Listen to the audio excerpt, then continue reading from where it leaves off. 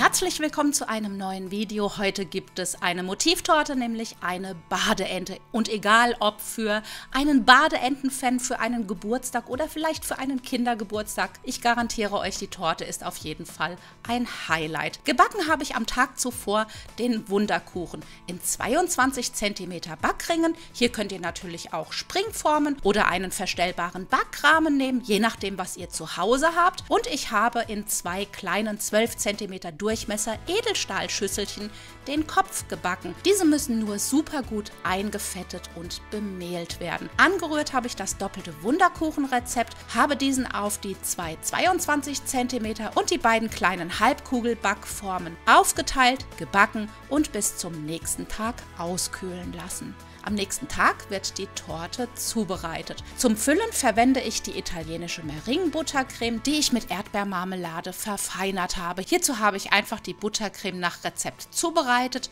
und im Anschluss 3 Esslöffel Erdbeermarmelade eingerührt. Das Rezept für die Buttercreme findet ihr hier oben in der Infocard.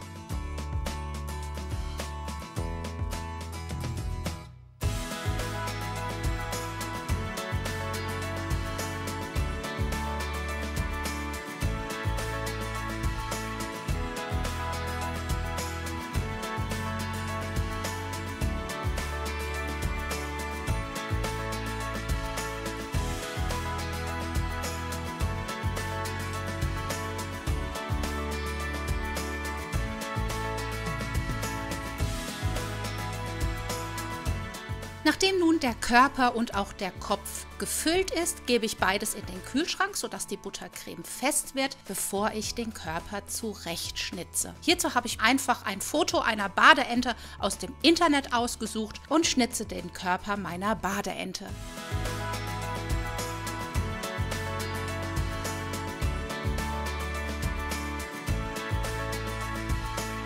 Die Reste werden nicht entsorgt, die werden gesammelt. Daraus stelle ich nämlich nun mit noch etwas Buttercreme, die ich extra noch übrig gelassen habe, eine Cake-Pop-Masse her und damit arbeite ich noch Details, nämlich den Bürzel der Ente und auch einen etwas runderen Rücken aus.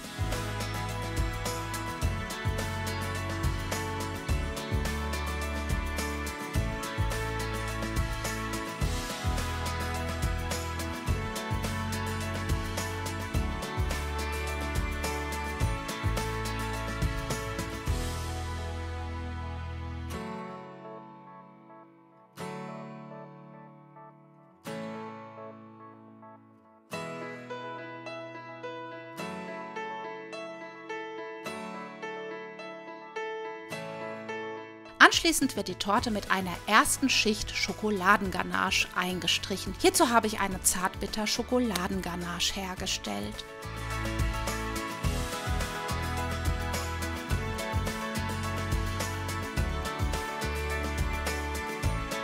Nachdem die erste Schicht im Kühlschrank fest geworden ist, klebe ich den Kopf an und ihr habt es eben schon gesehen, ich habe es vergessen zu erwähnen, ich habe einen Schaschlikspieß in den Kopf hineingesteckt und damit wird dieser nämlich am Körper fixiert, bevor ich auch diesen mit einer ersten Schicht Ganache einstreiche. Mit meinem flexiblen Smoother streiche ich das Ganze so glatt wie möglich, gebe die Torte in den Kühlschrank, bevor ich nun noch eine zweite Schicht komplett über die ganze Ente auftrage.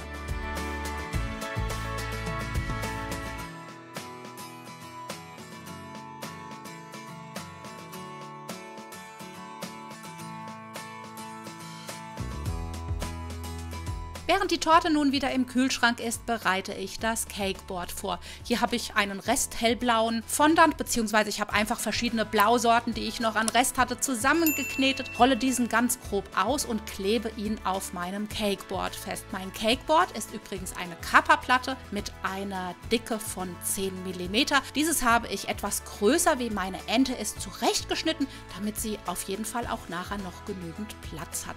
Mit essbarem Zuckerkleber wird der Fondant festgeklebt und mit einem Bastelskalpell schneide ich nun den See aus.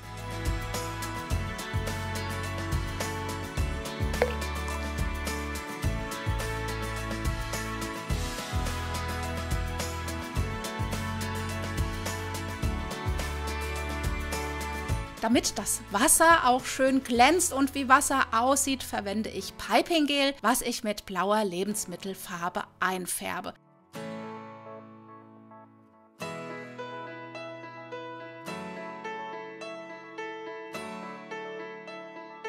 Dieses streiche ich nun auf den blauen Fondant und setze noch einige Highlights mit purer weißer Lebensmittelfarbe.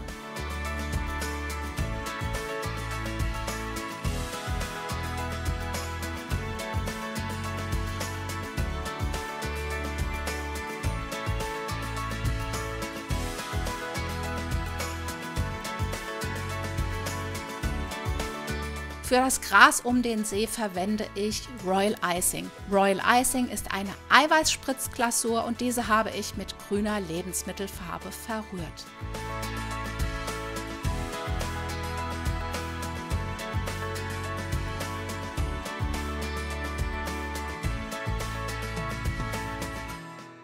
Für die Steine um den See verwende ich schwarzen und weißen Fondant, die ich ganz grob miteinander verknete und auch wirklich nur ganz grob forme, sodass diese natürlich auch realistisch wie Steine aussehen, und verteile sie rundherum als Umrandung für den See, denn solange das Royal Icing noch weich ist, kann man diese nämlich noch super festkleben.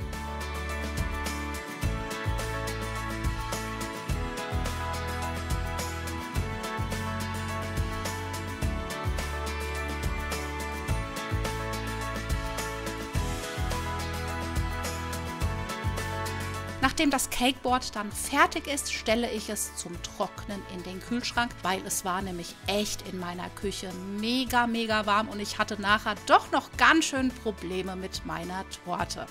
Diese habe ich jetzt mit gelbem Fondant eingedeckt. Als erstes habe ich den gelben Fondant etwas dicker ausgerollt und schneide auch ganz ohne Schablone 2 Flügel aus, die ich mit Zuckerkleber rechts und links an meinem Entchen festklebe, bevor ich den übrigen Fondant ausrolle und das Entchen damit eindecke.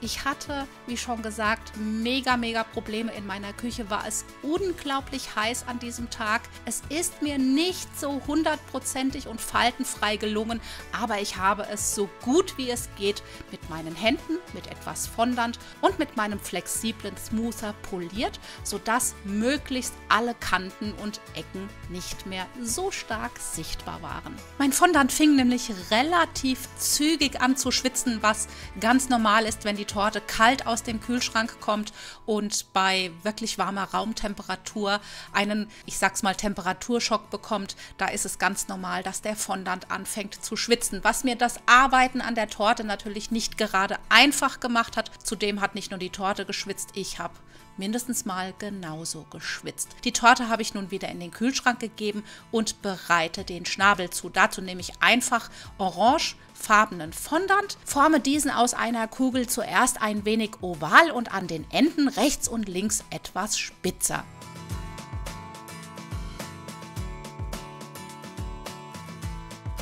Auch hier habe ich natürlich mir immer wieder Vorlagen aus meinem Bild und auch von meiner Mini-Badeente, die ich auf der Seite stehen hatte, angeguckt und danach den Schnabel gearbeitet.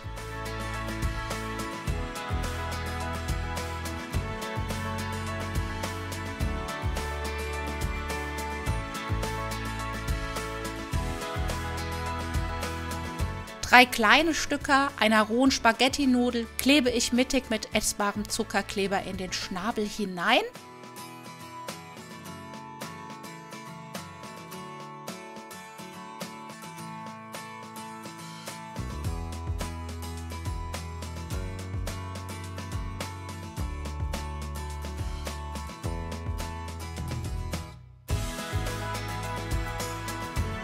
Bestreiche den Schnabel schließlich auch mit dem Kleber und klebe ihn an der Torte fest.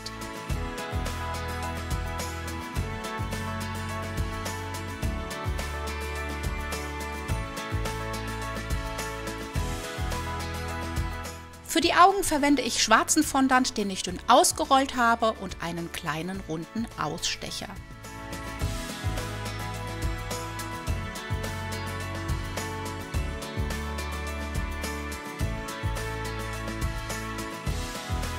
Für die 2 kleinen weißen Pupillen habe ich einfach weißen Fondant ganz klitzeklein gerollt und aufgeklebt.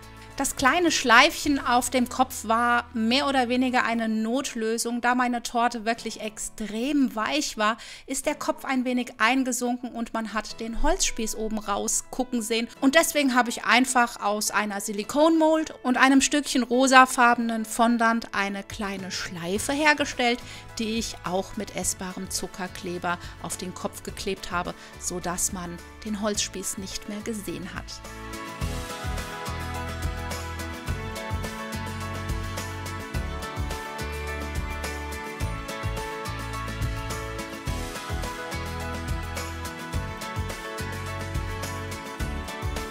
Ich habe die Torte nochmal durchkühlen lassen und schließlich auf das Cakeboard gesetzt. Leider habe ich sie mir beim Umsetzen an der Seite noch ein wenig verdrückt, aber ganz egal. Das Geburtstagskind war nichtsdestotrotz mega begeistert.